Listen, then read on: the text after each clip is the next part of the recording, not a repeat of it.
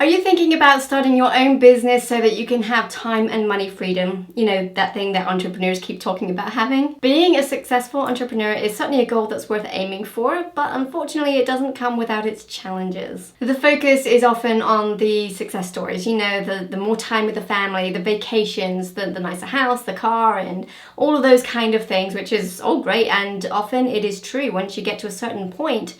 But what about before that point? Well, let's just say that it's hard work, but it's rewarding work, so it's totally worth it. And this isn't meant to be a negative video in any way, because I actually think working for yourself and being an entrepreneur is an amazing thing. I love it. But it doesn't come without its challenges, and there are lots of things that I didn't realize when I first got started that a lot of other entrepreneurs, I think, didn't realize when they got started. So the idea for this video is just to give you a little heads up of what to expect. So if you're ready, let's dive into the various roles that you need to take on as a solopreneur and the mindset that you need to have in order to succeed and the rewards if you do.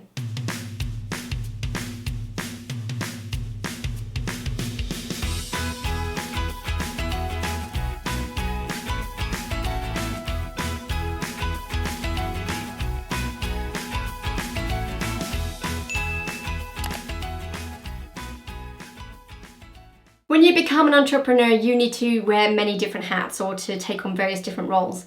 And that can be quite overwhelming because most of these things we haven't done before, and it can be a big learning curve. So just to give you an idea of the type of roles that you might need to take on as a solopreneur or to hire out if you're able to, let's just take a look at these. Number one is obviously to be good at whatever it is that's your thing. So whatever it is that you're providing or teaching, you need to be good at that. So you need to keep developing yourself to be the best version of whatever that looks like so that you can deliver the best to your customers. Number two is a copywriter. So you are going to be using a lot of words in your business, whether that's in your emails, in your social media, in your marketing, on your website. All of these kind of places are where you're going to have to write about what it is that you do.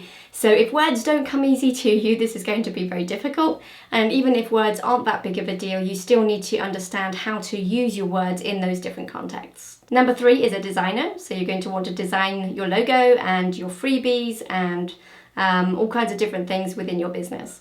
Number four is a web designer. So you want to have a web presence. So it's good to have a website of some kind. And yeah, there's the design part of that, but there's also the tech part of that. So yeah. Number five is an IT person, because things break down and things stop working and don't work the way they're supposed to. And you have to make this software communicate with this software and all of that kind of thing. So yeah, you're going to have to be an IT person too. Number six is your salesperson. So as a business owner, whether you like it or not, you are a salesperson. And that can be quite hard for some of us because we don't want to be sleazy or pushy or come across in any of those negative ways that we associate with being a salesperson.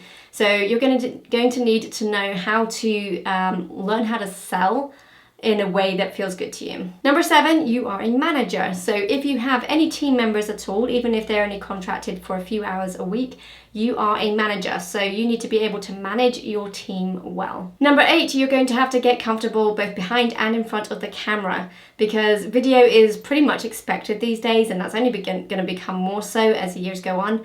So it's really important to implement video into your business to build that know, like, and trust factor and that connection with your audience. So if being on camera is something that you struggle with, be sure to check out this video here. And also I do have a free offer below you can check out. It's in the description below, the 7 on-camera secrets that every online course creator should know, and that can really help you to just feel more confident on camera. Plus there's things like being a bookkeeper and a data analyst so that you know what's working and what's not working, to be a Facebook ads manager and to build out funnels, and depending on what it is that you're doing, there's a whole bunch of other things that could be part of your role as well. So it can be pretty crazy, right? So with so much to do, you really have to be pretty self-motivated, because a successful business doesn't just happen overnight. So you're going to have to get good at knowing what your priorities are and saying no to a lot of things. So you may have to not hang out with your friends as much, or maybe even sacrifice a bit of time with your family to start with, because If you're working a job and then you're trying to build this on the side, then that's going to take up a little bit of time away from your family and that kind of thing too. So it's an initial sacrifice which will ultimately turn around if you keep working at it, and provide a lot more time with your family and the opportunity to go on vacations and to do all those fun things that we think about as an entrepreneur.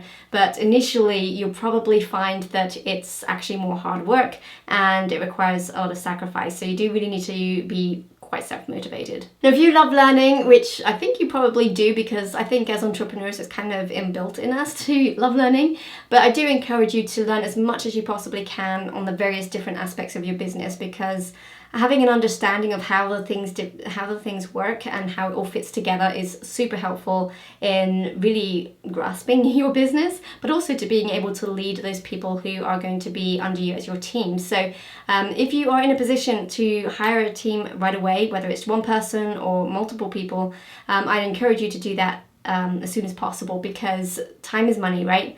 And if you can hire out people who can do those jobs that you're not good at, and those jobs which need to be done but don't necessarily need to be done by you, then you can focus on those things that are going to grow the business, and that's going to help you grow the business faster and get you to the point where you can spend more time with your family and travel and do all those different things. Another thing you really want to do is to invest in your business to start with. So it's going to be very tempting to, when you start making money, to take all of that out and start improving your lifestyle immediately, right?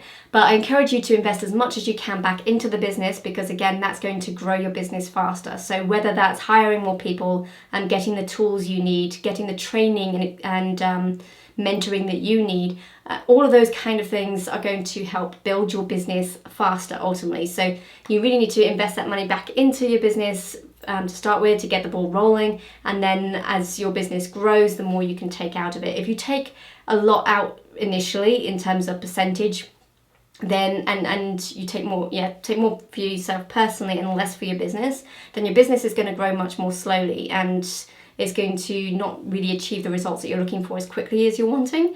So I encourage you to hold off on those big purchases and those big splash outs and all that kind of thing, and reinvest that back into your business to keep that growing. And then as that grows, you'll then find that you have the liberty and the finances there to be able to have that lifestyle that you're looking for. So just like with anything, there's good bits and bad bits, right? So if you are a true entrepreneur, then you're just going to love what you're doing so much that you're not going to really mind the downside so much, or the upfront work that it takes to actually make your business work. And if you don't give up, which unfortunately a lot of people do, but if you don't give up, you will eventually be one of those success stories, I'm sure of it, and you will have that sense of accomplishment. You'll no longer be stuck in the rut, and whatever else that's connected with your situation right now, that will be a thing of the past. Now, if you're already an entrepreneur, what didn't you expect when you first got started? Both the good and the bad. I would love to know your thoughts, so you can share those below. Now, if you're thinking about working for yourself, I'd encourage you to think about the online course model, because it's a really great model to be getting into. And I'd like to invite you over to my Facebook group, the Online Course Creators Using Video, which I'll leave the link for that below so you can check that out. And it's a really supportive community of people who are creating their online courses at various different stages of the journey. So do join us over there, and you might also want to check out this playlist here, which takes you through the process of creating your course from start to finish, so you can see what that journey would look like. And if you like this video, please hit that like button, subscribe, and hit the bell for notifications for more videos related to creating online courses using video. Stay creative, and we will talk soon.